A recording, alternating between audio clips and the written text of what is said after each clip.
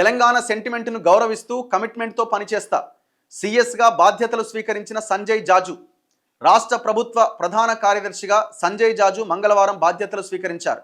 తెలంగాణ సెంటిమెంట్ను గౌరవిస్తూ ఇక్కడి ప్రజల ఆకాంక్షలకు తగ్గట్టుగా పూర్తి నిబద్ధతతో విధులు నిర్వహిస్తానని స్పష్టం చేశారు. రాష్ట్ర ప్రజల పట్ల, ఇక్కడి భౌగోళిక సామాజిక పరిస్థితుల పట్ల తనకు పూర్తి అవగాహనతో పాటు ఎంతో గౌరవం ఉన్నది. రాష్ట్ర సమగ్ర అభివృద్ధికి ప్రభుత్వ సంక్షేమ పథకాలను క్షేత్రస్థాయిలోకి సమర్థవంతంగా తీసుకెళ్లడానికి ఒక నిర్దిష్ట ప్రణాళికతో ముందుకు సాగుతా. ఇక్కడ విషయం ఏంటంటే, ముఖ్యమంత్రి ఏమో నేను బీజేపీ మీద యుద్ధం చేస్తున్నా అన్నట్టుగా ఆయన ప్రొజెక్షన్ ఉన్నది. కానీ వాస్తవం గ్రౌండ్ రియాలిటీ మాత్రం చాలా భిన్నంగా కనబడుతున్నది. ఇప్పుడు సంజయ్ జాజు నియామకం వెనకాల ఎవరి ప్రోద్బలం ఉన్నది, ఎవరి ఇన్ఫ్లుయెన్స్ ఉన్నది ముఖ్యమంత్రి చెప్పాలా. ఓన్లీ పనితీరు ఆధారంగానే తీసుకొచ్చిండా అంటే మరి మిగతా వాళ్ళ నియామకంలో కూడా అట్లనే ఉండాలి కదా. నవీన్ మిట్టల్ లాంటి అధికారులని, జయేష్ రంజన్ లాంటి అధికారులని ఈయన గతంలో తిట్టిన అధికారులందరినీ పక్కనే పెట్టుకొని బిజినెస్ చేస్తున్నాడు కదా, అడ్మినిస్ట్రేషన్ నడిపిస్తున్నాడు కదా. మరి ఇప్పుడు ప్రజల కోణంలోనే సంజయ్ జాజును తీసుకొచ్చినంటే ఎట్లా నమ్మాలి? ఇక్కడ జయేష్ రంజనో లేకపోతే వికాస్ రాజు కూడా ప్రయత్నం చేసిరు కదా, వాళ్ళు కూడా 92 బ్యాచ్. మరి వాళ్ళకి అవకాశం ఇవ్వకుండా సంజయ్ జాజును ఎందుకు తీసుకొచ్చిండు? ఎవరి ఇన్ఫ్లుయెన్స్ ఉన్నది? బయట వినబడుతున్నది ఆర్ఎస్ఎస్ ఇన్ఫ్లుయెన్స్, బీజేపీ ఇన్ఫ్లుయెన్స్ ఉన్నదన్న ఆరోపణలు పెద్ద ఎత్తున వినబడుతున్నాయి. అయి ఉండొచ్చునా అంటే అయి ఉండొచ్చు. దీనికి రిలేటెడ్గా రీసెంట్గా రెరా చైర్మన్గా శ్రీనివాసరాజు అన్నట్టు ఒక ఆయన నియమించిండు. హూ ఈ శ్రీనివాసరాజు? శ్రీనివాసరాజు అని ఆయన పేరు.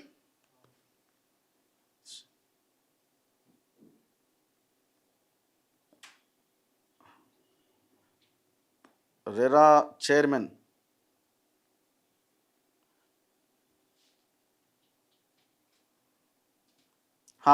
Srinivasaraju retired IAS.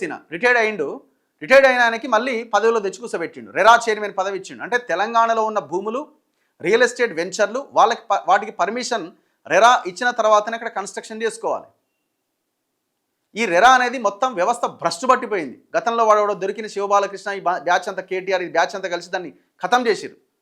హైదరాబాద్ ఇటు వెస్ట్ సైడ్కి పోయినా, ఏ ప్రాంతానికి పోయినా రెరా మొత్తం ఇల్లీగల్ పర్మిషన్స్ ఇచ్చింది 90%.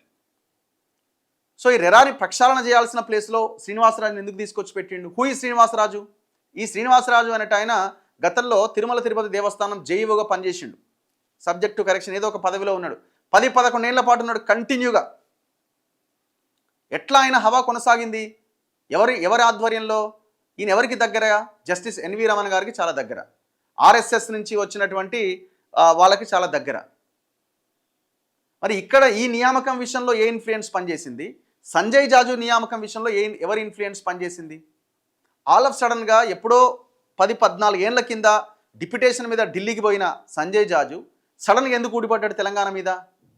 అసలు రేవంత్ రెడ్డి ఆలోచన ఏంది? మళ్ళీ కాంగ్రెస్ని అధికారంలోకి తీసుకొద్దామన్న ఆలోచన లేదు. కాంగ్రెస్లో అటు ఇటు అయితే, పరిస్థితి అటు ఇటు అయితే, అవసరమైతే ఇంకొక పార్టీ ద్వారానైనా ఇలా గెలిచిన ఎమ్మెల్యేలతో అక్కడ మళ్ళీ ప్రభుత్వాన్ని ఏర్పాటు చేయొచ్చు, ముఖ్యమంత్రి కావచ్చు అనే ఆలోచనతో చేసిండా?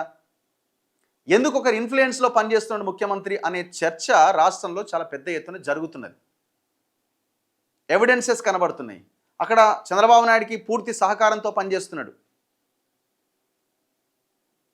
సో కాబట్టి ఏదో ఉన్నది మొత్తానికి. ఇప్పుడు ఆ రెరా చైర్మన్ శ్రీనివాసరాజు ఇప్పుడు మొత్తం వెంచర్లు ఎవరు ఉన్నాయి? దోపిడీ ఎవరు చేసిరు? మొత్తం హైదరాబాద్లో ఉన్న భూములని ఆంధ్రాకు సంబంధించిన పెట్టుబడిదారుల చేతుల్లో భూములు ఉన్నాయి. మరి ఇక్కడ శ్రీనివాసరాజు దేనికి పెట్టినట్టు? ఏం క్లియర్ చేయడానికి పెట్టినట్టు? సో చాలా క్లియర్గా తెర వెనకాల ఈ భాగవతం జరుగుతున్నది. మీరు చూడండి, చాట్ జీపీటీలో అడగండి హూ ఈజ్ శ్రీనివాసరాజు.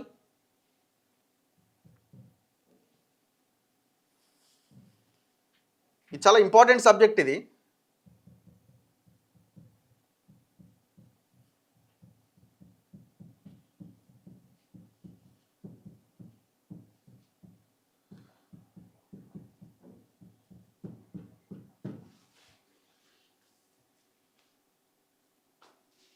ఆయన నేపథ్యం ఏంటంటే రిటైర్డ్ ఐఏఎస్ అధికారి. తెలంగాణ ప్రభుత్వం ఏర్పడ్డ తర్వాత పలు కీలక పరిపాలనా శాఖల్లో పనిచేసిండు.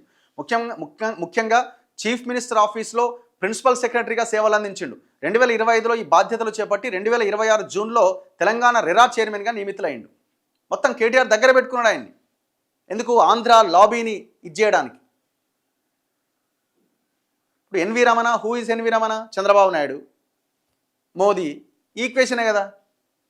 రియల్ ఎస్టేట్, పట్టణాభివృద్ధి, ప్రభుత్వ పరిపాలనలో సుదీర్ఘ అనుభవం ఉన్న సీనియర్ అధికారి, ప్రభుత్వ యంత్రాంగంలో పరిపాలనా సంస్కరణలు, విధానాల అమల్లో కీలక పాత్ర పోషించిన అధికారిగా గుర్తింపు. ఈయన కెరియర్ యొక్క డీటెయిల్స్ కావాలి మనకి. కె శ్రీనివాసరాజు గురించి విస్తృత వివరాలు. 1999 బ్యాచ్ ఐఏఎస్ అధికారి, ఆంధ్రప్రదేశ్ క్యాడర్ అయితే ఆయన నేరుగా యూపీఎస్సీ ద్వారా కాకుండా స్టేట్ సివిల్ సర్వీస్ నుంచి ప్రమోషన్ పైన ఐఏఎస్ అయిన, అంటే కన్ఫర్మ్డ్ ఐఏఎస్ అన్నమాట. ప్రభుత్వ సేవలో ప్రారంభంలో deputy collector, joint collector, deputy secretary వంటి పరిపాలన పదవులు నిర్వహించిండు. 2011 నుంచి 2019 మధ్య ఎన్నేళ్ళండి? దగ్గర 8-9 ఏళ్ళు. 2011 to 2019 మధ్య తిరుమల తిరుపతి దేవస్థానంలో జాయింట్ ఎగ్జిక్యూటివ్ ఆఫీసర్గా, జేఈఓగా దాదాపు 8 ఏళ్ళు పనిచేసిండు. 2020లో తెలంగాణకు ఇంటర్ క్యాడర్ డిప్యుటేషన్పై వచ్చి రోడ్లు భవనాల శాఖ ప్రిన్సిపల్ సెక్రటరీగా పనిచేసిండు. ఈ సమయంలో రాష్ట్రంలోని కీలక మౌలిక వసతుల ప్రాజెక్టులు పర్యవేక్షించిండు. కేసీఆర్ హయాంలో ఎంటర్ అయ్యిండు. కేసీఆర్కి ఎట్లా రే? కేసీఆర్ తెలంగాణ కదా. తెలంగాణ ఎవడు లేడు ఈడ. తెలంగాణ ఎవడు లేడు. మొత్తం దోపిడీ వర్గాలు మాత్రమే ఉన్నాయి ఈడ. దోపిడీ అన్న అంశమే ఉంటుంది ఇక్కడ. తెలంగాణ సోయితో పనిచేసే వాళ్ళు ఎవరు లేరు. 2020 ఇప్పుడు ఈ రెరా చైర్మన్గా శ్రీనివాసరాజు నియామకాన్ని కూడా బీఆర్ఎస్ తప్పు పట్టదు. ఎందుకంటే వాళ్ళకు సంబంధించిన భూములకు వ్యవహారాలు కూడా ఉంటాయి ఇందులో, కాబట్టి వాళ్ళు కూడా ఇందులో వ్యాపార భాగస్వాములు కాబట్టి. 2024లో స్వచ్ఛంద పదవి విరమణ తీసుకున్నట వీఆర్ఎస్ తీసుకుండు. అనంతరం తెలంగాణ ప్రభుత్వం ఆయన్ను ఇన్ఫ్రాస్ట్రక్చర్ ప్రాజెక్టులపైన ప్రభుత్వ సలహాదారుగా నియమించిందట. ఎందుకు వీఆర్ఎస్ తీసుకున్నాడు? ఆంధ్రప్రదేశ్ క్యాడర్ కాబట్టి ఆంధ్రప్రదేశ్ పోవాల్సి వస్తుంది కాబట్టి ఈడ తీసుకున్నాడా? మే 2025లో ముఖ్యమంత్రి రేవంత్ రెడ్డికి ప్రిన్సిపల్ సెక్రటరీగా నియమితులైండు. సీఎం కార్యాలయంలో మౌలిక వసతులు, ప్రధాన ప్రాజెక్టులు, విధానాల అమలు వంటి కీలక అంశాలు సమన్వయం చేసిండు. ఇది ఈయన పరిస్థితి. అయితే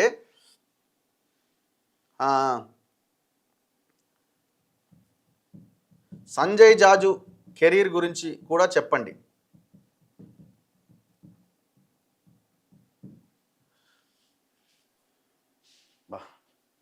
ఐఏఎస్లో అత్యంత సీనియర్ అధికారులు ఒకరిన ఆయన కెరీర్. 1992 బ్యాచ్ ఐఏఎస్ అధికారి, తెలంగాణ క్యాడర్, అప్పట్లో ఉమ్మడి ఆంధ్రప్రదేశ్ క్యాడర్. ఓకే, ఉమ్మడి ఆంధ్రప్రదేశ్లో పలు జిల్లా శాఖల పరిపాలనా బాధ్యతలు నిర్వర్తించిండు. ఎలక్ట్రానిక్స్, ఐటీ అండ్ కమ్యూనికేషన్ శాఖ కార్యదర్శిగా 2011 నుంచి 14 దాకా పనిచేసిండు. ఈ కాలంలో ఈ గవర్నెన్స్, ఐటీ పెట్టుబడుల ప్రోత్సాహం పైన దృష్టి పెట్టిండు. ఎక్కడా కూడా జిల్లాలు అంటే ఇదంతా కూడా ఇది పెద్దగా పబ్లిక్ డైరెక్ట్గా రిలేటెడ్ అయినటువంటి సబ్జెక్ట్ కాదు. ఆయన పనిచేసింది 2011 నుంచి 2014 దాకా పనిచేసి 2014లో ఢిల్లీకి డిప్యూటేషన్ మీద పోయిండు. Director, national highways and infrastructure development corporation limited NHIDCLగా 2014 నుంచి 2018 జాతీయ రహదారులు, మౌలిక వసతుల ప్రాజెక్టులను పర్యవేక్షించిండు. ఎక్కడ? సెంట్రల్లో. Secretary, ministry of information and బ్రాడ్కాస్టింగ్గా 2024లో బాధ్యతలు స్వీకరించిండు. సో ఇప్పుడు ఈయనని తీసుకొచ్చారనమాట. 2014లో డిప్యూటేషన్ మీద ఢిల్లీకి పోయిండు. ఇక మళ్ళీ 2026 దాకా మళ్ళీ తొంగి కూడా చూడలే. ఇప్పుడు ఆయన తీసుకొచ్చారు. ఎందుకు తీసుకొచ్చారు అన్న దాని మీద చాలా అనుమానాలు ఉన్నాయి. రేవంత్ రెడ్డి ఏం చేయబోతున్నాడు అన్నది అనుమానాలు ఉన్నాయి. ఇది లాయల్ కాంగ్రెస్ వాళ్ళకి, కాంగ్రెస్ పార్టీ లాయలిస్టులు ఎవరైతే ఉన్నారో వాళ్ళు ఆలోచించాలి, ఈ పార్టీ ఉంచడానికా ముంచడానికా అన్నది.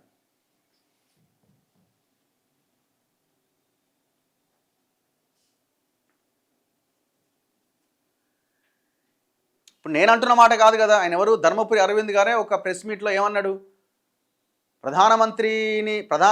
ముఖ్యమంత్రిని రేవంత్ రెడ్డిని రా అని ఆయన ఆహ్వానిస్తున్నాడు అని అంటే మరి వాళ్ళిద్దరి మధ్యలో ఏం లింక్ ఉన్నదో నాకైతే తెలియదు, నేను సామాన్య కార్యకర్తని అన్నాడు.